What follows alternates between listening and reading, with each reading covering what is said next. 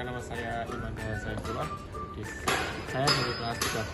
Di sini saya akan mendemonstrasikan tool. Sebelumnya kita menggunakan APD, ada sarung tangan dan helm. Sarung tangan ini berfungsi melindungi tangan kita dari serpihan benda-benda saja maupun agar tidak licin untuk menggunakan tool, dan helm ini melindungi kepala kita dari kejahatan maupun gangguan. Baik, saja di sini ada multitester. Multitester ini berfungsi untuk mengukur arus, mengukur tegangan, dan mengetahui hambatan. Ini cara penggunaannya itu sebelum digunakan harus kita kalibrasi terlebih dahulu. Setelin dengan memutar ini. Ini cara penggunaannya, semisal kita harus mengetahui tegangannya, ini kita setel pada volt.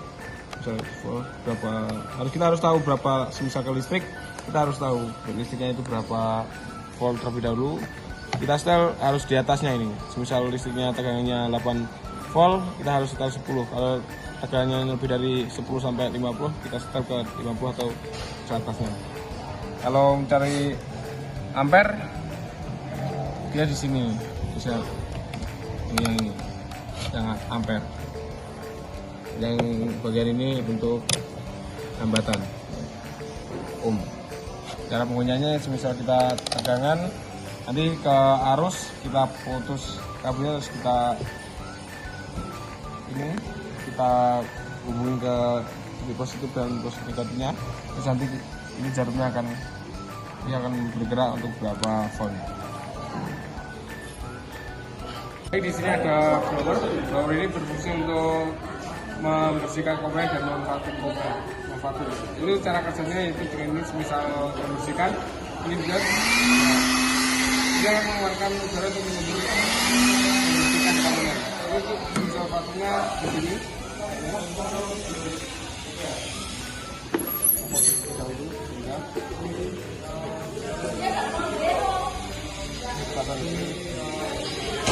Ini vakum.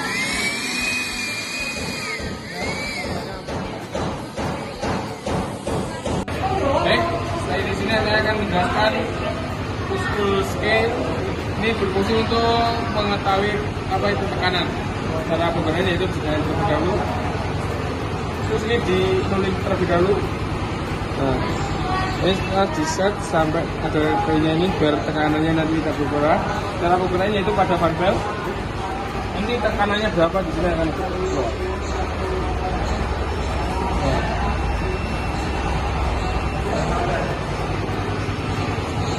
Ada filter band. Filter band ini berfungsi untuk melepas dan memasang filter. Ini cara penggunaannya, jadi ketika ada filter ini diputar ke kiri maupun ke kanan. Terus selanjutnya di sini ada filler gauge. Filler gauge ini berfungsi untuk mengukur celah pada rocker arm dan valve. Nah, ini di sini ada ukuran celahnya, ada dari 0,05 sampai 1 mili. Terus selanjutnya di sini ada infrared thermometer. Infrared thermometer ini berfungsi untuk mengukur suhu. Ini cara penggunaannya yaitu dengan menyalakan, dan ini pertama dinyalakan terlebih dahulu. Nah, terus selanjutnya kita harus mengepaskan ini di merahnya ini untuk mengetahui suhunya berapa. Baik, di sini saya akan menjelaskan. Di sini ada water quality tester. Water quality tester ini berfungsi untuk mengukur jenis zat cairan. Ini ada satuannya dari ppm ini. Terus selanjutnya ada ini mengukur kadar asam. Ini satuannya Celsius. Ini kadar asam dengan satuannya persen. Ada pH untuk pH, dan ini use per sentimeter. Untuk mengukur ini di sini ada cairan elektrolit. Ini menggunakan ppm. Cara penggunaannya sudah diberikan.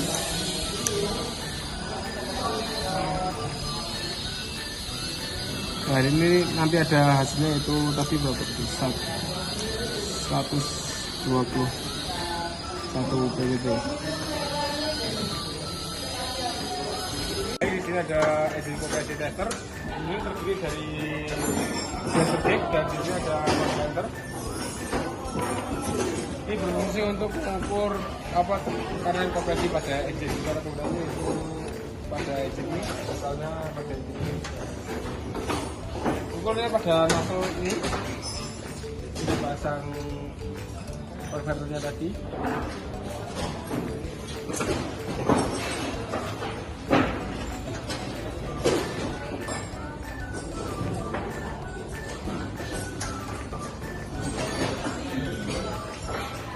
Setelah pasang ini nanti caburin pressure gauge-nya ini. Jika sudah terpasang ini nanti engine ini starter. Starter ini akan mengalami tekanan pada kompresinya. Nanti akan naik ini jamnya akan naik berapa tekanannya. Baik, di sini ada grease pump. Grease pump ini berfungsi untuk mengisi grease pada unit. Cara penggunaannya itu dengan cara ini, tabelnya ini dimasuki pada unit. Nah, sudah dimasukin gini. Nanti kita pompa ini dipompa untuk bisa memasukkan grease pada unit. Di sini ada water pass. Water pass ini berfungsi untuk mengatur mengetahui tingkat kestabilan alat benda. Nanti yaitu di sini ada ini bagian untuk horizontal, ini bagian untuk vertikal, ini dan untuk kemiringan. Misal cara penggunaannya ini misalnya kemiringan berapa nih di tabel gini. Ini yang menggunakan ini kemiringannya, kestabilan kemiringan. Nah, kalau sini berarti miring 45 derajat. Jadi di sini ada air sampling. Air sampling ini berfungsi untuk menaruhkan oli pada engine, terus dikirimkan pada laboratorium. Ini penggunaannya hasilnya di sini ada selang, nanti dimasukkan ke engine, terus dihisap, setelah itu dimasukkan ke wadah ini dan dikirim pada laboratorium. Selanjutnya di sini ada radiator carburetor. Ini berfungsi untuk mengetahui kebocoran pada radiator. Cara penggunaannya itu ini dipasang pada ada tutupnya di sini sebelumnya. Ini terus dipasang untuk menghubungkan panel ini. Nah, terus di pompa ini sebelumnya kita harus mengetahui berapa tekanan yang harus dipompa. Ini ada 0,9. Kita pompa sampai 0,9.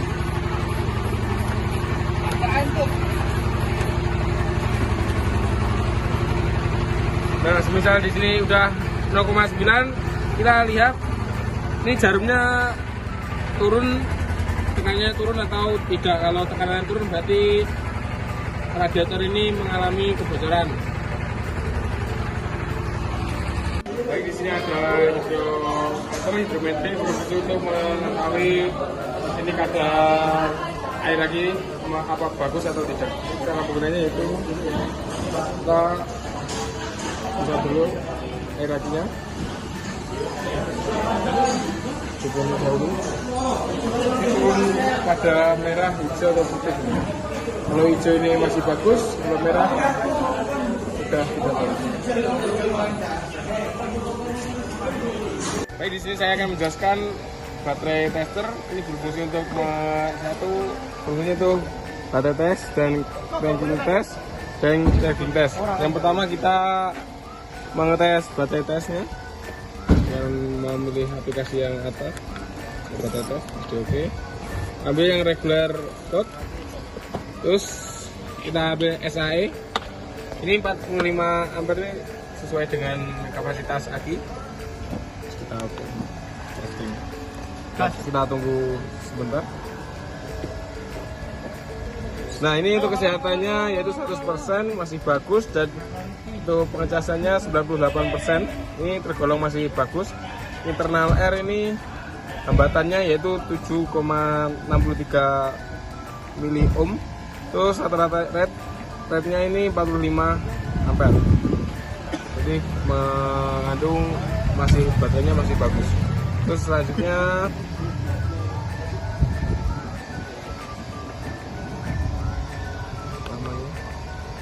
selanjutnya ada cranking test.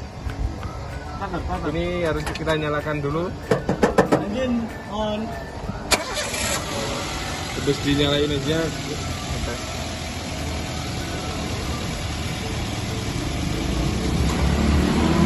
Nah ini di sini normal dengan daya dengan tegangan 10,90 volt.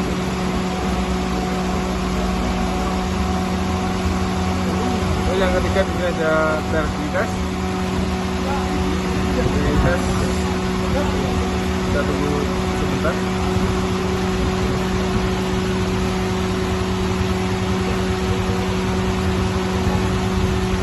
Nah, pada checking test ini RPM harus berada pada 2500.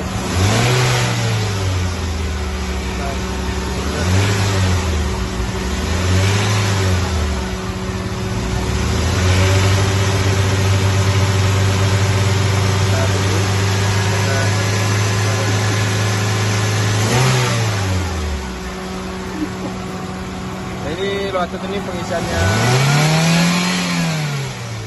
baterainya yaitu 13,26 volt dan keluarannya 13,46 volt, tipenya 50 meter volt. Cek.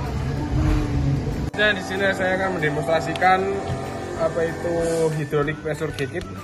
Yang pertama di sini ada beberapa komponen. Yang pertama di sini ada pressure untuk mengetahui tekanannya. Terus yang kedua di sini ada level. Level ini memiliki dua jenis, yaitu yang pertama ada NPT dan yang kedua ada kopling. Yang di sini adanya cuma NPT, yang ini ulir. Terus selanjutnya di sini ada hose. Ini yang menghubungkan pressure dengan level. Terus cara penggunaannya itu menghubungkan ini hose ini untuk pasang pada pressure. Nah, sebelumnya kita harus mengetahui unit itu standar operasionalnya berapa, terlihat dengan pada SM atau OMM di standar operasionalnya. Kita menghubungkan cara penggunaannya, pressure ini dikaitkan pada hose.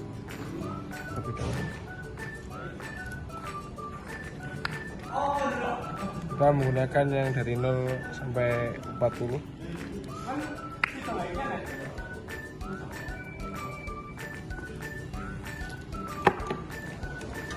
Selanjutnya ini pasang pada nepo.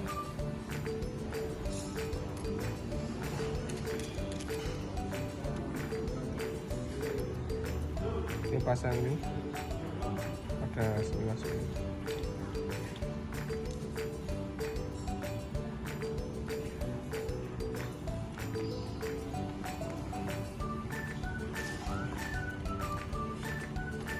Setelah ini kita harus memasang nepo ini pada sistem hidrolik pada mesin, tetapi kita harus membaca pada SM. Itu di SM biasanya letak-letaknya setiap unit itu berbeda-beda, dan ada dua jenis. Yang pertama di sini ada yang komponennya satu port, dan ada beberapa komponen portnya menjadi satu. Cara penggunaannya biasanya ini dipasang pada portnya kan, nanti kita engine nyalain dan kita hidrolik, misalnya kita swing atau boomnya gerakin maju, nanti dilihat ini apa tekanannya naik atau turun atau tidak. Kalau turun berarti apa hidrolik tersebut mengalami kebocoran. Kalau tidak turun berarti dia aman atau normal, tergantung apa standar operasionalnya berapa.